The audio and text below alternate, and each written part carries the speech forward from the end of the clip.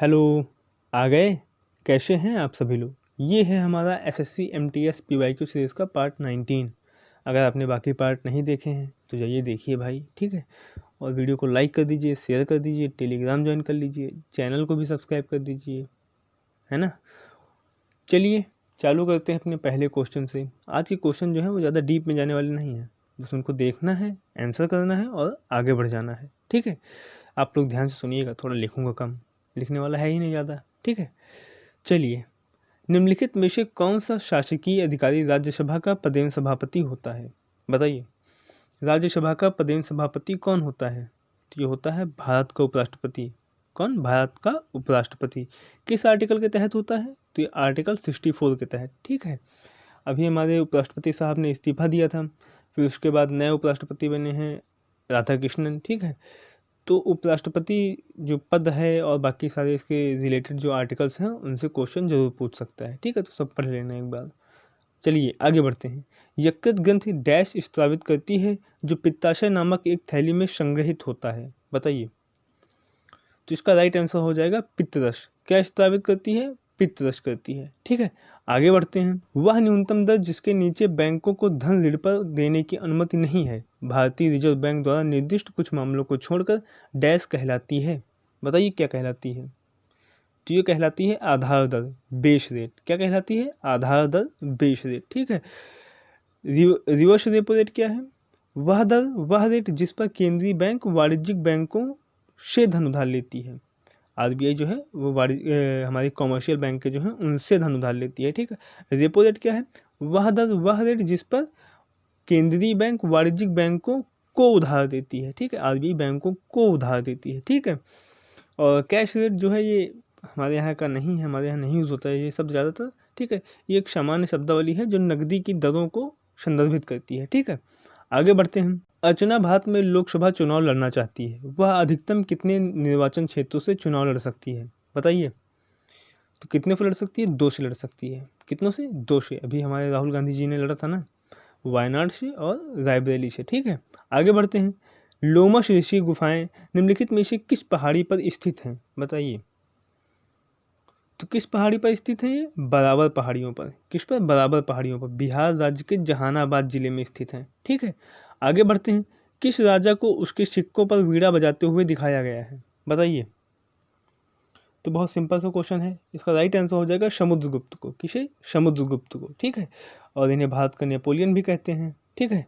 आगे बढ़ते हैं। निम्नलिखित में से किस अनुच्छेद में गिरफ्तारी और निरोध से संरक्षण का उल्लेख है। बताइए। तो किस आर्टिकल में है ये? आर्टिकल 22 में। किस में? आर्टिकल 22 में, ठीक है। आर्टिकल 20 में क्या है? अपराधों के लिए दोष सिद्ध के संबंध में संरक्षण, ठीक है। आर्टिकल 18 में क्या है? उपाधियों का अंत है, ठीक है। आर्टिकल 24 में क्या है? 14 वर्ष से कम आयु के बच्चों को किसी भी कारखाने, खदान या अन्य खतरनाक काम में नियोजित नहीं किया जाएगा, ठीक है। आगे बढ़ते हैं। अरबी मूल ग्रंथ किताब उल हिंद डैश द्वारा लिखा गया था। बताइए। किताब उल हिंद के लेखक कौन हैं? तो ये हैं अल बिरूनी। कौन? अल बिरूनी, ठीक है। इब्न बतूता, इनकी कौन सी बुक है? इनकी है किताब उल रिहला, अरबी भाषा में ये भी है, ठीक है। आगे बढ़ते हैं। एक लंबी अवधि तक जैसे 25 वर्ष में किसी स्थान के मौसम के एकत्रित आंकड़ों के आधार पर बना मौसम का पैटर्न उस स्थान की डैश कहलाता है। बताइए क्या कहलाता है। सिंपल सा क्वेश्चन है, थोड़ा समझेंगे तो ये भी समझ में आ जाएगा, ठीक है। क्या कहलाता है? जलवायु कहलाता है। क्या? जलवायु कहलाता है, ठीक है। आगे बढ़ते हैं। तमिलनाडु में ऐरावतेश्वर मंदिर का निर्माण डैश ने करवाया था। बताइए किसने करवाया था ऐरावतेश्वर मंदिर का निर्माण? ये किसने करवाया था? राजा राज चोला ने, ठीक है। राजा राज चोला द्वितीय ने, ठीक है। आगे बढ़ते हैं। निम्नलिखित में से कौन सा उपन्यास प्रसिद्ध भारतीय लेखक मुल्कराज आनंद द्वारा लिखा गया था। बताइए। तो इनमें से कौन सी बुक जो है वो मुल्कराज आनंद की है? ये है अनटचेबल। कौन सी है? Untouchable. The room on the roof ये किसकी है? रस्किन बॉन्ड की है, ठीक है। ट्रेन टू पाकिस्तान ये मैंने कल भी बताया था, ये है खुशवंत सिंह की। किसकी? खुशवंत सिंह की। गोदान किसकी है? मुंशी प्रेमचंद की है, ठीक है। आगे बढ़ते हैं। वर्ष 1896 में प्रथम ओलंपिक खेलों का आयोजन किस देश में हुआ था। बताइए। तो ये हुआ था ग्रीस में। कहाँ हुआ था? ग्रीस में हुआ था, ठीक है। आगे बढ़ते हैं। निम्नलिखित में से किस शब्द का अर्थ फलों को उगाना है, बताइए। तो इसका राइट आंसर हो जाएगा पोमीकल्चर। पोमीकल्चर का अर्थ है फलों को उगाना, ठीक है। आर्बोरिकल्चर किससे संबंधित है? यह है पेड़ों, झाड़ियों और अन्य लकड़ी के पौधों की खेती और उनके प्रबंधन और अध्ययन से संबंधित है, ठीक है। सेरीकल्चर क्या है? रेशम उत्पादन के लिए रेशम के कीड़ों को पालना, ठीक है। एपीकल्चर क्या है? शहद उत्पादन के उद्देश्य मधुमक्खियों की कॉलोनी जो है, मधुमक्खियों को पालना जो है, उसे एपीकल्चर कहते हैं, ठीक है। गुरु वेमपत्ति चिन्ना सत्यम का संबंध निम्नलिखित में से किस नृत्य शैली से है, बताइए।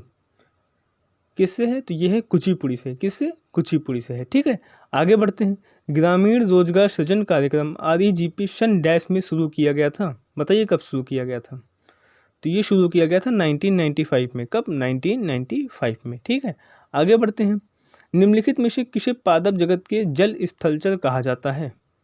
जल स्थलचर कहा जाता है, उभयचर कहा जाता है, एम्फीबियंस कहा जाता है। किसे कहा जाता है? ब्रायोफाइटा को, क्योंकि ये जल और थल दोनों में रहते हैं, ठीक है। आगे बढ़ते हैं। यदि किसी देश की जन्म दर मृत्यु दर से अधिक है तो जनसंख्या में डैश होगा, क्या होगा? ऑफकोर्स वृद्धि होगी। क्या होगा? वृद्धि होगी। भाई मृत्यु कम है और जन्म ज़्यादा ले रहे हैं तो क्या होगा? वृद्धि होगी, ठीक है। आगे बढ़ते हैं। गोल्डन गर्ल डैश की आत्मकथा है, बताइए किसकी है। तो यह PT उषा की। किसकी है? PT उषा की, ठीक है। आगे बढ़ते हैं। प्यादा निम्नलिखित में से किस खेल से संबंधित है? ये तो एकदम लल्लू सा क्वेश्चन है, ये आप लोग खुद ही आंसर कर लेंगे, ठीक है। चलिए, ये थे हमारे आज के सारे क्वेश्चन। आई होप आपको अच्छे लगे होंगे, ठीक है। आप अपना स्कोर कमेंट करके बताना, ठीक है। और वीडियो को लाइक कर दीजिए, शेयर कर दीजिए, टेलीग्राम ज्वाइन कर लीजिए, ठीक है। चलिए मिलते हैं आपसे नेक्स्ट वीडियो में, तब तक के लिए take care and bye bye.